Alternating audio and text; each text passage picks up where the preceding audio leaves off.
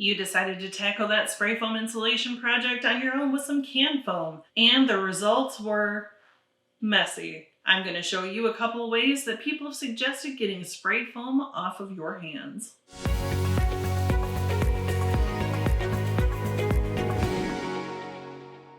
Now, the best way to avoid getting spray foam on your hands or to get it off is to not get it on there in the first place. Most cans are going to advise you to wear protective gear, which is going to include goggles and gloves. But if you decided to be a rebel like I did and work without gloves, the first thing to do is stop what you're doing and go and wash your hands before it dries. If you're like me and now you have a crusty hand covered in foam, let's dive into a few ways that you might be able to get that off there. Now, if you're as fortunate as I am, maybe you've got a couple of these small little mountains that you'll be able to just kind of peel off. If that's the case, then you're in good hands because a lot of it, as you can see, is very close to the skin and not as easy to pick off.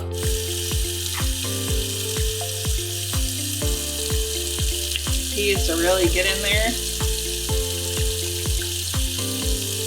You're gonna grab a little scrub brush like this and just start going to town on the foam.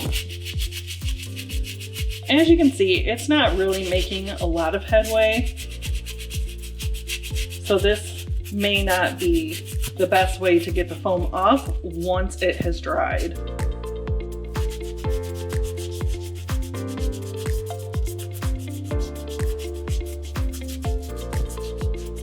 As you can see, the pumice stone actually works pretty good to start loosening up that foam so that it starts coming off. If I stayed on this for a little bit longer, I think that this would be a good option to help get it off. We can try this other stone. This one is a little more coarse. You'll want to use this very gently on your skin, just because you don't want to actually like break the skin or cause any little cuts. As you can see, this works really well. You don't want to apply a lot of pressure because it can break the skin.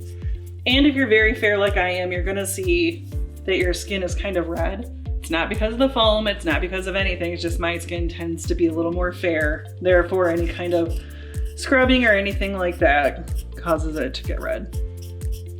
Another tool that you can actually find in those pedicure kits is this file. Now this is metal, so it is very abrasive. I would not recommend this if you just have like a light coating of foam on your skin like I do, because it could definitely tear your skin and that would be really painful. There's also a file on the other side that's pretty coarse. You could also use this, but like I said, I wouldn't use a lot of pressure because it can tear the skin, but this is another option if you're desperate.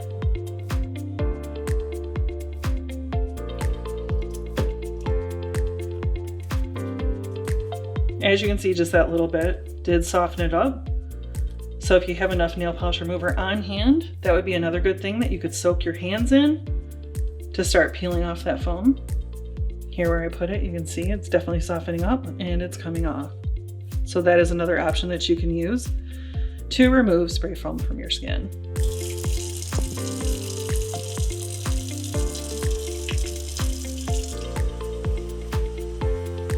All right. So we've got one glove filled, and that is just as satisfying and fun as it sounds. Then the other glove. Now that you've got your hands in that soapy mixture in those gloves, you're gonna let your hands soak for about an hour, and hopefully that'll help loosen up and break off the rest of the spray foam.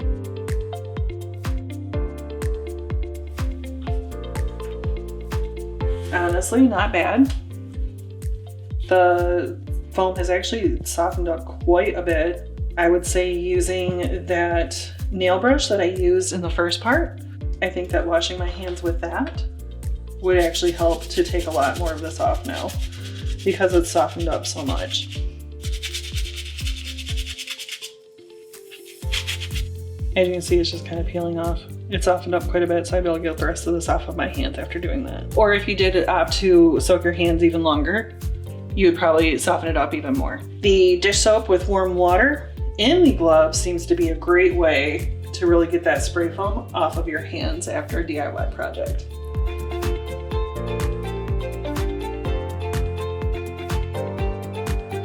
With some vigorous scrubbing, some prayers, and a little bit of swearing, as you can see, I was able to get probably about 95% of the foam off of my hands.